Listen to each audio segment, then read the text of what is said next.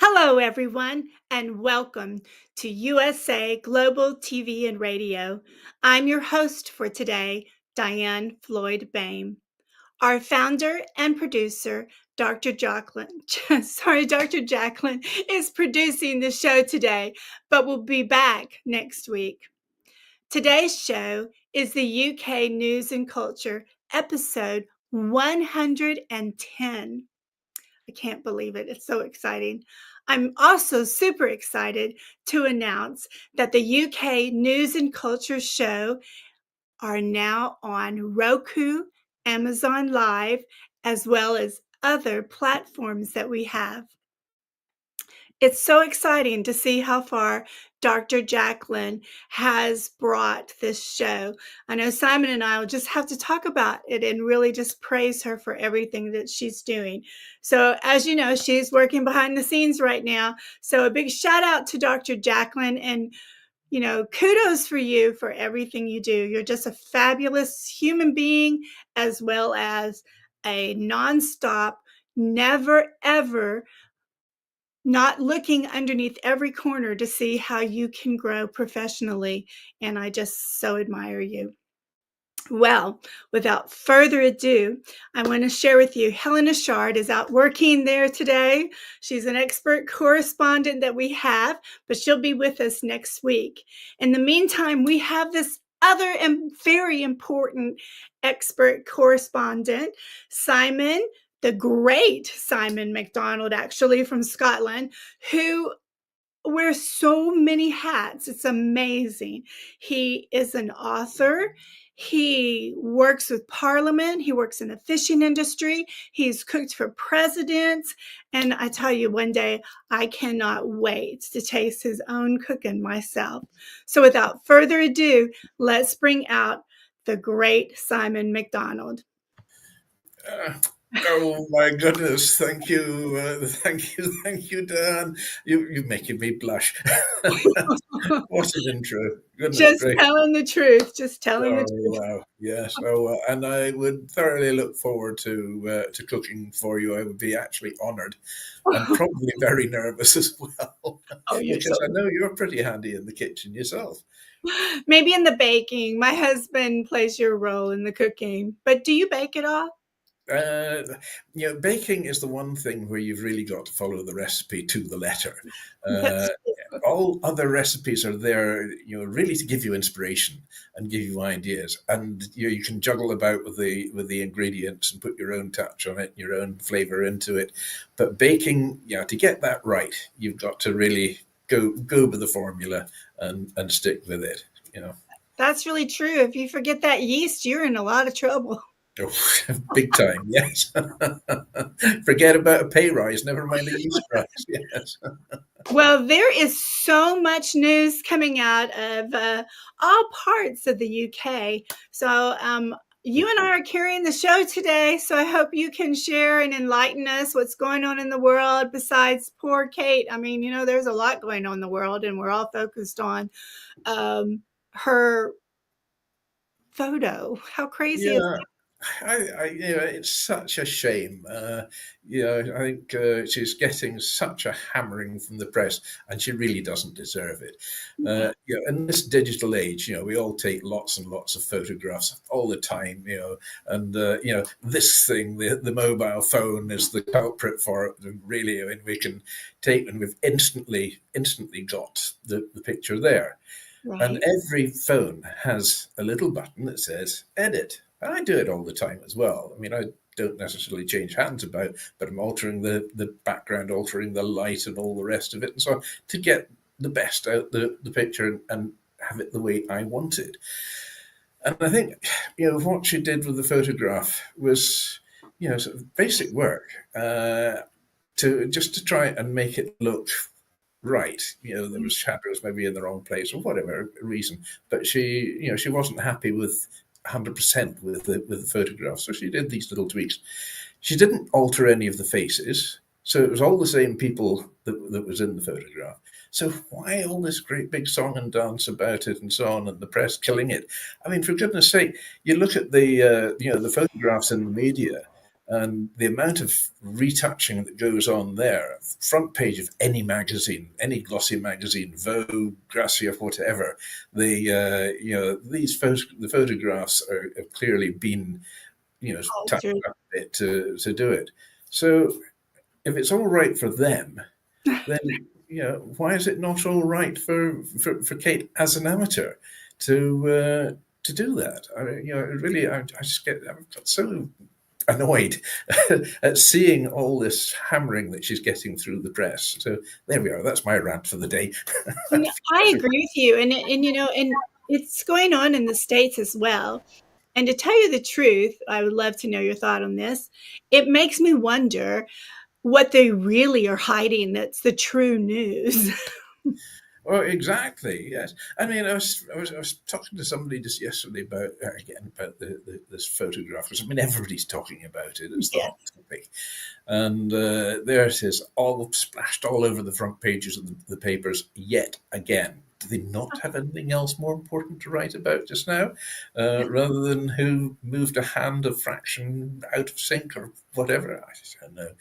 What happened to the wedding ring? Another mystery of Kate. Yeah, this is crazy. And yet there's the paparazzi clicking away and intrusive all the Yes. time. And then they enhance the photograph so it gets rid of the sort of, the fuzzy edges and so on to sharpen it all up and so on.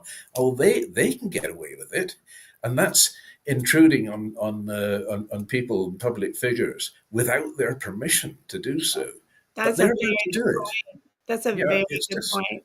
it's one set of rules for one and another set of rules for the other. So yeah. And they never tell you, they being the media, right? That well, actually, that was a stand-in person for that person. They know how to sound like them, and we just put a mask on them to make it look like them. And you really think it's them? Isn't that terrible of me to say? But it's true. It's a possibility. Well, apparently they say that Putin has about 8 doubles, Ooh. So would the real one stand up? And immediately then 8 people stand up in the room. So, Well, those doubles would have a hard time if they tried to do Putin's picture, or maybe it was a double. Remember that picture of him on the horse and he's bare chested? yes, yes. Probably the head was put on top of a Hollywood actor or something like that. I mean, it looked very staged and very, very posed. That is so true. So Yeah. true. Well, on to other important things. What in the world is happening in Scotland?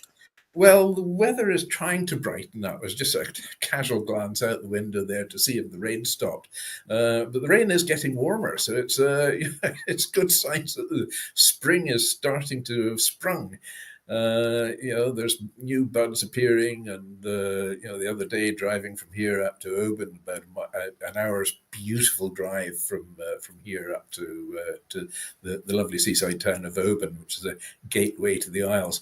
And there's lots of trees and shrubs along this route, and you can just see the greenness starting to appear now, and little leaves appearing. It's lovely. It's just nice to see as well, and the animals are all bouncing about in the field. There's one farm that I passed by, and they've got quite a sort of happy pack of alpacas down the roadside. Most unusual creature to see in the West Highlands of Scotland.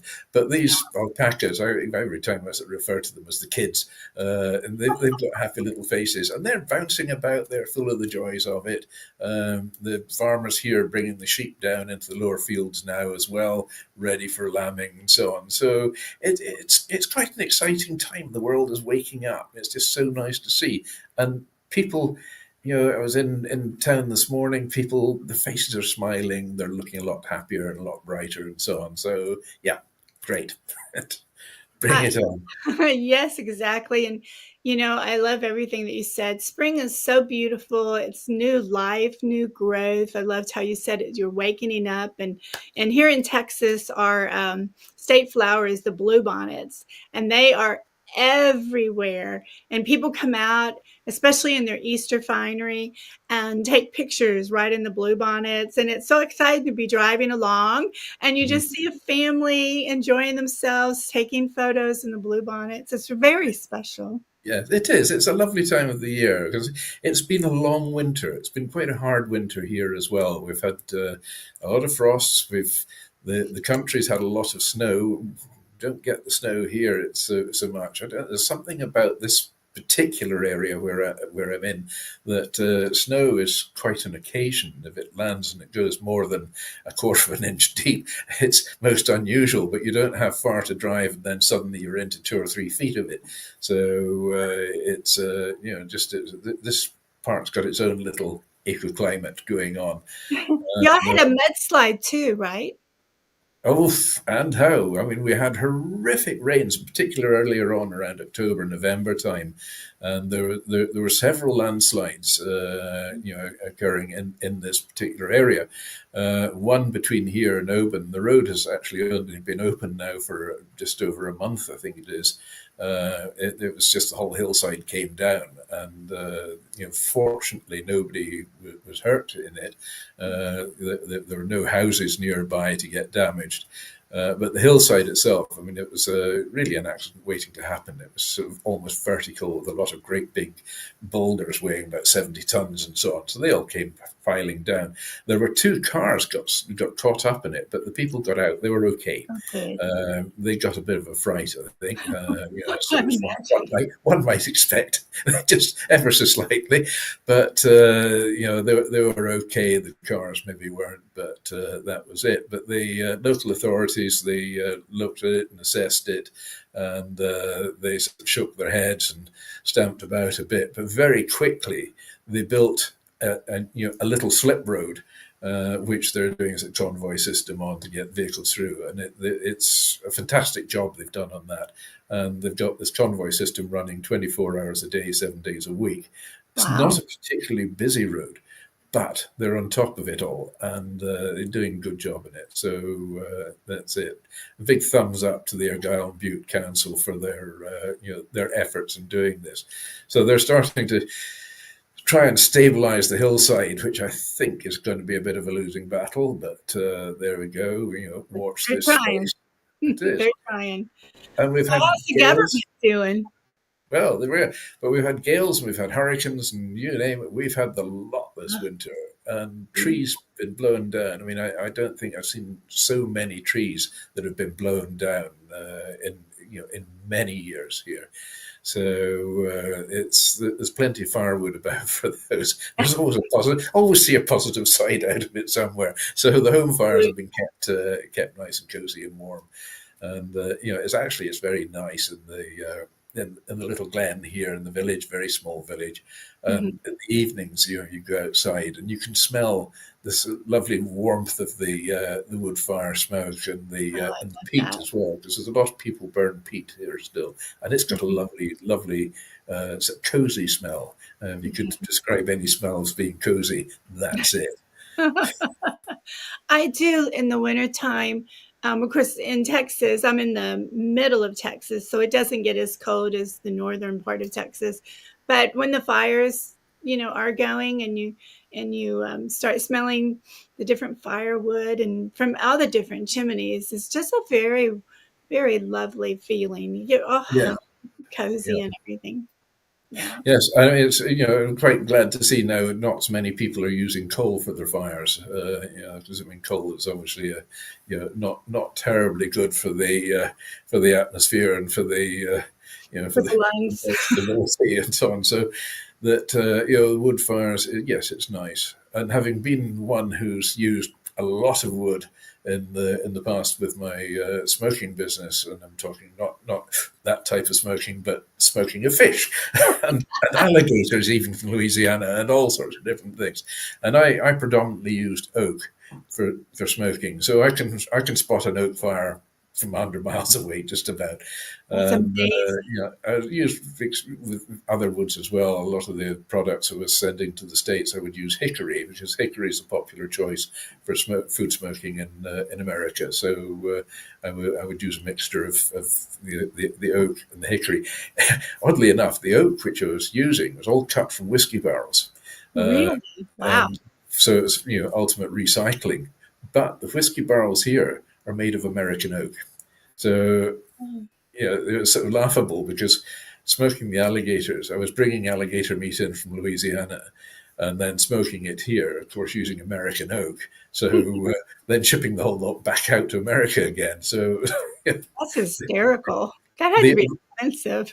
it was quite a luxury food, but the FDA got really quite excited about the whole lot of it as well, because they were trying to trip me up in country of origin, to get shipments coming in, and to get this guy on the phone. He says, "Mr. McDonald, I've got this shipment here of smoked alligator, and I'm puzzling over the country of origin. You say it's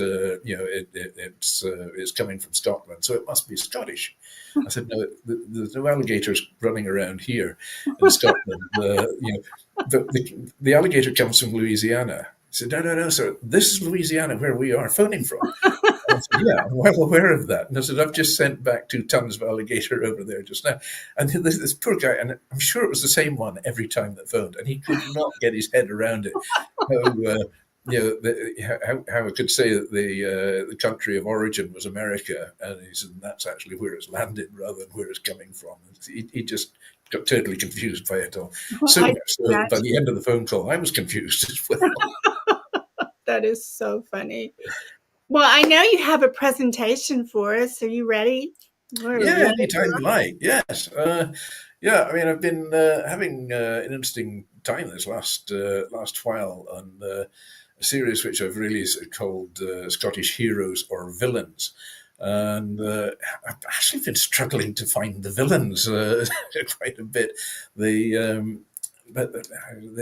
This week I'm doing a piece on William Wallace. Now, Oh, yourself and maybe many of the people who are tuned in and watching, and I hope there are lots of you, have probably seen the movie Braveheart.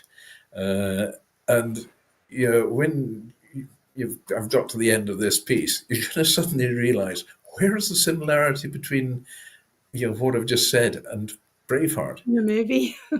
there's not a lot of similarity, I can assure you. But things like which were so obvious for myself, and it was my son that pointed it out to me, was the kilt that William Wallace was wearing in the movie. They didn't wear kilts in those days, but just minor detail. So detail. So anyway, so William Wallace, I'll leave it to you to decide: is it a hero or a villain? There's all sorts of trains of thought about it, and there's a lot of mystery. So this is one with history with mystery, as we had before with the Brown Seer, history and mystery. So William Wallace, he was a member of the lesser nobility, but little is definitely known of his family history or even of his parentage. William's own seal, found in a letter sent to the Hanse city of Lubeck in 1297, gives his father's name as Alan Wallace. This Alan Wallace may be the same one listed in the 1296 Ragman Rolls as a crown tenant in Ayrshire, but there's no additional confirmation. Others have speculated that this Alan held the estates at Ellerslie near Kilmarnock in Ayrshire. And if true, well, the estate could be a possible birthplace for William, although there's no record of any Wallaces holding the estate in the mid-13th century. Blind Harry's late 15th century poem offers an alternative father for William, a Sir Malcolm of Elderslie in Renfrewshire, which near Paisley in Glasgow, and has similarly given rise to a possible birthplace for William. So there's no contemporary evidence linking him with either location, although both areas had connections with the wider Wallace family. Records show early members of the family as holding estates at Riccarton, Tarbolton, and Auchencruivy in Kyle, and Stenton in East Lothian. Well, these were vassals of James Stuart, who was the fifth High Steward of Scotland, as their lands fell within his territory. When Wallace was growing up, King Alexander III ruled Scotland. His reign had seen a period of peace and economic stability. On the 19th of March 1286, however, Alexander died after falling from his horse, and the heir to the throne was Alexander's granddaughter, Margaret, who was the Maid of Norway. So, as she was still a child and in Norway, the Scottish lords set up a government of guardians. And Margaret fell ill on the voyage to Scotland, and sadly she died in Orkney in late September 1290. The lack of a clear heir led to the period known as the Great Cause, with a total of 13 contenders laying claim to the throne. The most credible claims were from John Balliol and Robert Bruce, grandfather of the future King Robert the Bruce of Scotland.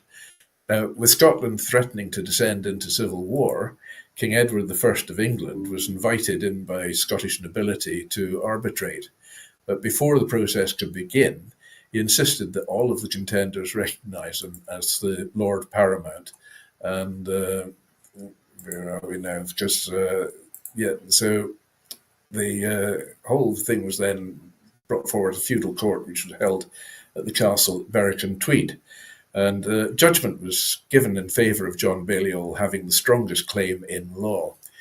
So Edward proceeded to take steps to progressively undermine John's authority and treating Scotland as a feudal vassal state.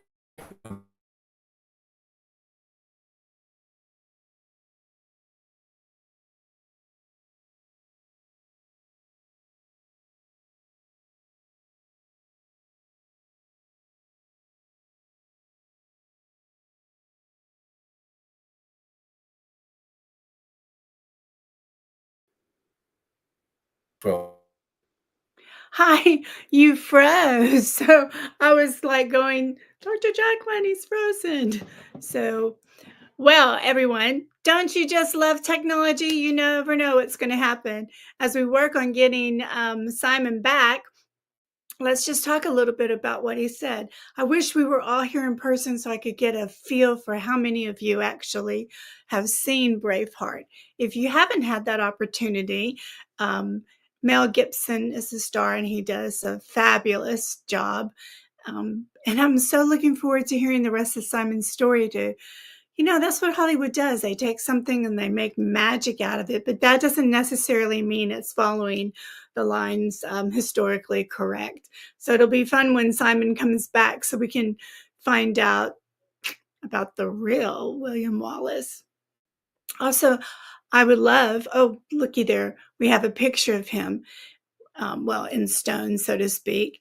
Very strong man for sure. He looks like he can command anything. No wonder the people followed him, and to me, he was a great leader, but I guess we're going to find out if he was a hero or a villain. But look at that picture. That is amazing. Wouldn't it be lovely to go to Scotland and actually see all of these pictures in person and statues in person? That is some sword. I would love to ask Simon how heavy are these swords? Like, how do they fight with them? Because they just look so heavy. I think I'd have to take two hands like this just to lift it this high, and by then I'd be stabbed, I'm sure. Scotland is such a beautiful country. My mom's been there, and I have ancestors from that part of the world as well as other parts of the UK. And so I hope I can go to Edinburgh and other places as well in Scotland. Simon gives us such interesting history about Scotland. And also, if you didn't see our show that talks about when Simon shared about King Charles coming to Scotland and being crowned, and the sword that they used was a brand new sword. It wasn't the sword that was used for Queen Elizabeth. That has a very interesting history too. So please check out that particular show because it's fascinating. And if you teach school, you'll find that a show to share with your students because we show the actual sword that was used for the crowning of King Charles, and you learn a little bit about the history. And a tidbit is that Simon's son designed the sword, did all the artwork, and oversaw, I should say, the making of that sword. And then he was able to meet in a private ceremony King Charles. How special is that? Hi, Diann. Hi. I just wanted to let you know, thanks so much for continuing on. Simon is not back with us today, so I'm not sure if he's going to be able to join us or not, but I am watching you on the big screen and you look amazing. So good job to you. Thanks. Shall I continue on or close the show? Whatever works for you. I just didn't want you to know he's not here yet. So Okay. Well, I don't know if you guys heard that or not, but there are definitely technical difficulties. So Simon is going to have to continue about William Wallace next week, and I will look forward to hearing that for sure. Helena CHARD I heard from, and she is out and about working very hard gathering news and about different places in the UK. And hopefully, maybe next week, we'll be able to hear some other things as well about Wales and Northern Ireland. The UK is an incredible place. If you have not had the opportunity to visit the United Kingdom, I really recommend it. Just save those pennies because it is worth it. I had the pleasure of visiting the UK several times, and I can't say enough about it. And it's like if you come to Texas, for instance, and you say, "Oh, I've been to Texas," and you're like, "Okay, great, what part?" And they just say, "Oh, I was up in the Panhandle." I'm like, "Okay, very nice," but Texas is so huge that we're all different just in our own little state, from the Panhandle all the way down to the Valley, from El Paso all the way down to Nacogdoches, because the weather's different, the jobs are different, and it's the same for the UK. So Southern England is a lot different from Northern England, as well as London. And Simon can tell us that for sure, because it's all about where you live in the community, and based on that, that drives how the people think and feel. Right, Simon? Absolutely. Yes, yes. And my apologies for being absent for a while there. I don't know what went wrong. Oh, well, technology. But hey, listen, we are looking forward to hearing more about William Wallace, if you don't mind. Right, certainly. Yeah, I'm not quite sure where we'd got to, but I shall try and sort of have a wee look and see where we are. I think we'd got to where he was born and the doubt over his parentage, and then I think when King Alexander III ruled in Scotland. So I'll see if I can just bring it forward a little bit to there. Yes, I'm sorry, I'm having to use a teleprompter here because I've got so many of these things I've got to remember. So anyway, there we are. So we've got to a stage where yes, definitely John Balliol was being selected as the king or the new king of Scotland on the demise of the previous one. So we're still looking at. I'll go back to when he was talking about his birthplace, because there's an awful lot of doubt as to exactly where it was. Some were saying it was in Ayrshire, others in Renfrewshire at Elderslie, which got mixed up with Ellerslie estates in Ayrshire. So when Wallace was growing up, King Alexander III ruled Scotland, and his reign had seen a period of peace and economic stability. But on the 19th of March in 1286, however, Alexander died after falling from his horse, and the heir to the throne was Alexander's granddaughter, Margaret, who was Maid of Norway. And as she was still a child, and in Norway, the Scots lords set up a government of guardians. And Margaret fell ill on the voyage to Scotland, and sadly she died in Orkney in late September 1290. So the lack of a clear heir led to a period known as the Great Cause, with a total of 13 contenders laying claim to the throne. The most credible claims were those of John Balliol and Robert Bruce, grandfather of the future King Robert the Bruce. Now, with Scotland threatening to descend into civil war, King Edward I of England was invited in by the Scottish nobility to arbitrate. So before the process could begin, he insisted that all of the contenders recognise him as Lord Paramount of Scotland. In early November 1292, at a great feudal court held in the castle at Berwick and Tweed, judgment was given in favour of John Balliol, having the strongest claim in law. Edward proceeded to take steps to progressively undermine John's authority, treating Scotland as a feudal vassal state and demanding homage be paid towards himself and military support in his war against France, even summoning King John Balliol to stand before the English court as a common plaintiff. Well, the Scots soon tired of their deeply compromised king, and the direction of affairs was allegedly taken out of his hands by the leading men of the kingdom, who appointed a council of 12 at Stirling in July 1295. So they went on to conclude a treaty of mutual assistance with France, which was known in later years as the Old Alliance. And maybe I'll do a piece about the Old Alliance, because it's quite an incredible piece of history and a very important piece of Scottish history. In retaliation for Scotland's treaty with France, Edward I invaded, storming Berwick and Tweed and commencing the Wars of Scottish Independence. The Scots were defeated at Dunbar, and the English took Dunbar Castle on the 27th of April in 1296. Edward forced John to abdicate, which he did at Strathcarrow near Montrose on the 10th of July 1296. And here the arms of Scotland were formally torn from John's surcoat. By July, Edward had instructed his officers to receive formal homage from some 1,800 Scottish nobles. Some historians believe Wallace must have had some early military experience in order to lead a successful military campaign in 1297. The campaigns like Edward I of England's wars in Wales might have provided a good opportunity for a younger son of a landowner to become a mercenary soldier. Well, Wallace's personal seal bears the archer's insignia, so he might actually have fought as an archer in Edward's army. Walter Bower's mid-15th century document states that Wallace was A tall man with the body of a giant, with lengthy flanks, broad in the hips and strong in the arms and legs, with all his limbs very strong and firm. Well, Blind Harry's late 15th century poem, The Wallace, asserts that Wallace actually reached over 7 feet tall. So he was a big guy. You don't mess with him. The first act, definitely known to have been carried out by Wallace, was his killing of William de Hersing, who was the English High Sheriff of Lanark in May 1297.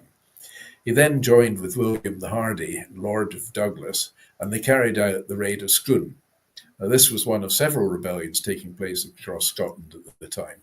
And the uprising suffered a blow when nobles surrendered to the English at Irvine in July. Wallace and Murray were not involved, and they continued the rebellions. Well, Wallace used the Ettrick Forest as a base for raiding and attacked Wishart's palace at Ancram. And Wallace and Murray met and joined their forces, possibly at the Siege of Dundee in early September of that year. So on the 11th of September of 1297, an army jointly led by Wallace and Andrew Murray won the Battle of Stirling Bridge. Now, although vastly outnumbered, the Scottish army routed the English army, and John de Warne, the 6th Earl of Surrey's feudal army of 3,000 cavalry and 8,000 to 10,000 infantry met disaster as they crossed over the north side of the river. I believe we've got a photograph somewhere of Stirling Bridge there. If you can dig that up, there's two. There's that Stirling Bridge there as it stands and as it stands today. And then the next photograph on shows how narrow the bridge is. And that's it. So it's a very, very narrow bridge. So anyway, the infantry met disaster as they crossed over to the north side of the river. The narrowness of the bridge prevented many soldiers from crossing together, possibly a few as 3 men abreast maximum. So while the English soldiers crossed, the Scots held back until half of them had passed, and then killed the English as quickly as they could cross. The infantry were sent on first, followed by heavy cavalry, and the Scots' Chiltern formations forced the infantry back into the advancing cavalry. A pivotal charge, led by one of Wallace's captains, caused some of the English soldiers to retreat as others pushed forward, and under the overwhelming weight, the bridge collapsed, and many English soldiers then drowned in the river below. Thus, the Scots won a significant victory, boosting the confidence of their army. Hugh de Cressingham, Edward's treasurer in Scotland, died in the fighting, and is reputed that his body was subsequently flayed and the skin cut into small pieces as tokens of the victory. Pretty gory lot, this. The Leonardcast Chronicle records that Wallace had a broad strip of Cressingham's skin taken from his head to his heel to make therewith a scabbard for his sword. After the battle, Murray and Wallace assumed the title of Guardians of the Kingdom of Scotland on behalf of King John Balliol. Murray died eventually of wounds suffered at the battlefield sometime later in 1297. Remember, medical science was not exactly up to date in those days, and antiseptics and so on hadn't even really been discovered. So around 1297, Wallace led a large-scale raid into northern England through Northumberland and Cumberland. In a ceremony at the Kirk of the Forest in Selkirk, towards the end of the year, Wallace was knighted. This would have been carried out by one of 3 Scots, the Earls Carrick, Strathearn, or Lennox. In April 1298, Edward ordered a second invasion of Scotland. And 2 days prior to the battle, 25,781 foot soldiers, I wonder why it was not rounded off to 780, but there we go, foot soldiers were paid, and more than half of them would have been Welsh. There are no clear-cut sources for the presence of cavalry, but it's safe to assume that Edward had roughly 1,500 horse under his command. They plundered Lothian and regained some castles, but failed to bring William Wallace to combat. The Scots shadowed the English army, intending to avoid battle until shortages of supplies and money forced Edward to withdraw, at which point the Scots would then harass his retreat. The English quartermasters, they failed to prepare for the expedition and left morale and food supplies low, and as a resulting riot within Edward's own army had to be put down by his cavalry. So in July, while planning a return to Edinburgh for supplies, Edward received intelligence that the Scots were encamped nearby at Falkirk, and he moved quickly to engage with them in a pitched battle he had long hoped for. Wallace arranged his spearmen in 4 schiltrons, circular defensive hedgehog formations, probably surrounded by wooden stakes connected with ropes to keep the infantry in formation. The English, however, they employed Welsh longbowmen who swung tactical superiority in their favour. The English proceeded to attack with cavalry and put the Scottish archers to flight. The Scottish cavalry withdrew as well, and due to its inferiority to the English heavy horses, Edward's men began to attack the schiltrons, which were still able to inflict heavy casualties on the English cavalry.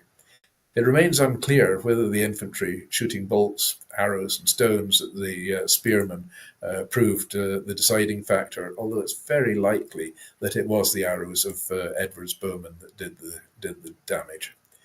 So gaps in the schiltrons soon appeared, and the English exploited these to crush the remaining resistance.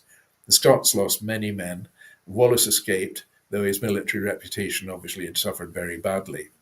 So by September in 1298, Wallace resigned as Guardian of Scotland in favour of Robert the Bruce, Earl of Carrick and future king, and John Comyn, King John Balliol's nephew.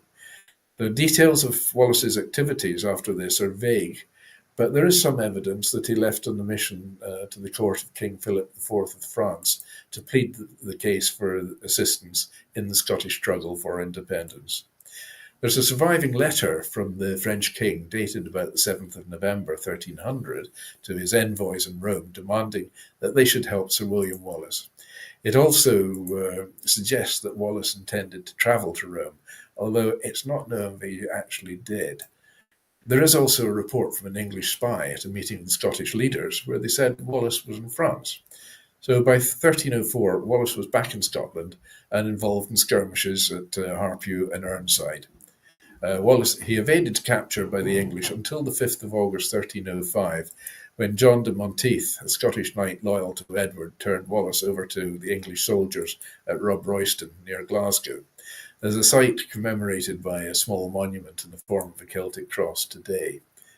Letters of safe conduct from Håkon V of Norway, Philip IV of France, and John Balliol, along with other documents, were found in Wallace's possessions and delivered to Edward by John de Seagrave.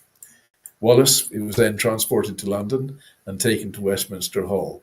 There he was tried for treason, for which his defence was that he, unlike most other Scottish leaders, had never sworn allegiance to Edward.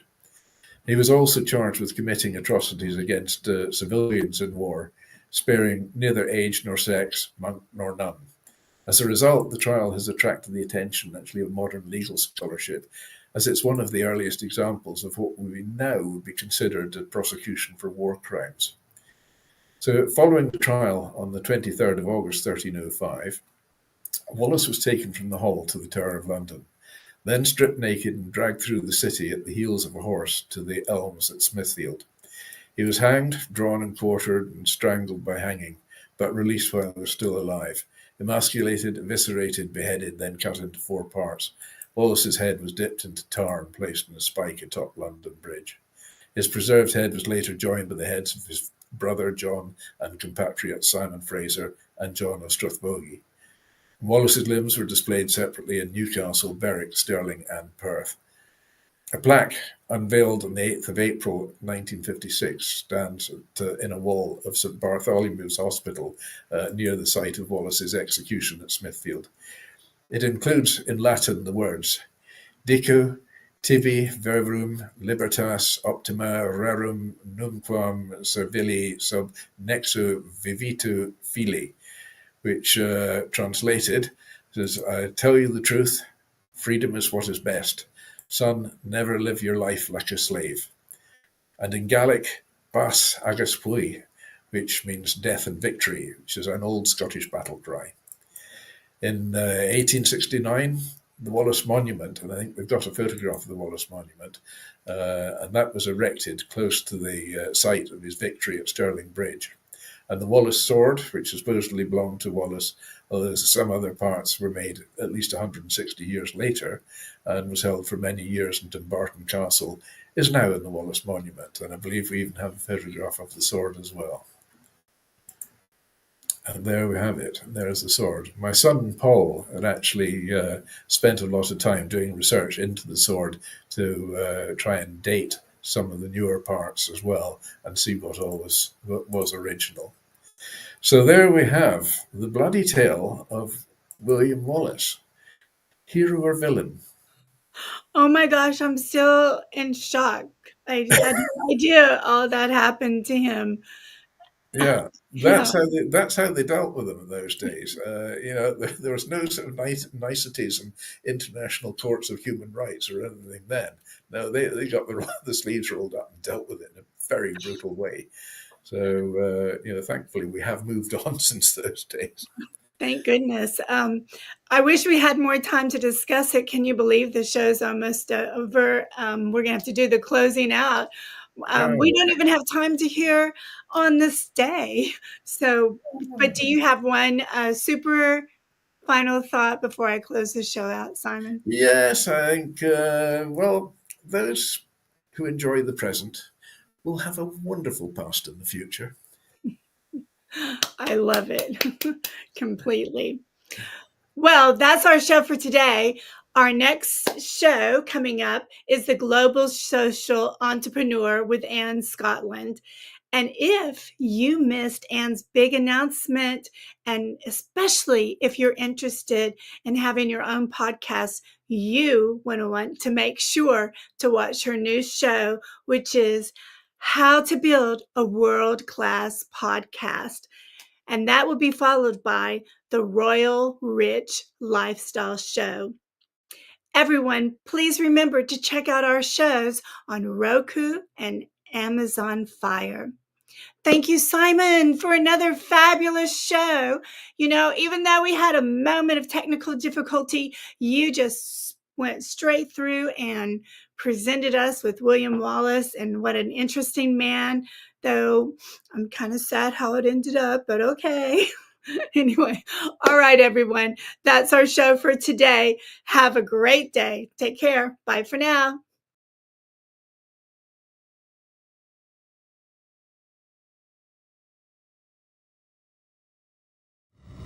The last few days have been really amazing. I had the trainer course from the British School of Etiquette. And I must say it's been one of the best decisions I've ever made and one of the best investments I've made in my own training and development. Now, words alone will not describe the transformation and the positive path that I have traveled with the British School of Etiquette. I find I learned a lot from the lessons this time I came. The last few days with the British School of Etiquette have been fantastic. And what I've learned now is really beyond my expectations. This is the most rewarding experience and the best investment I have made this year. It was just great. I learned so much, and when I go back to Belgium I will incorporate a lot of it into my day-to-day life and business. It's been absolutely wonderful for the whole week that we were here. I feel transformed, and I feel like blowing a trumpet and tell people, come and do this school, this class is the best, this is the best school ever. You should take it. It will change your life immediately. I am now able to teach other people how to bring the best of them. Thank you. Thank you, BSC. Thank you. Thank you so much. Thank you.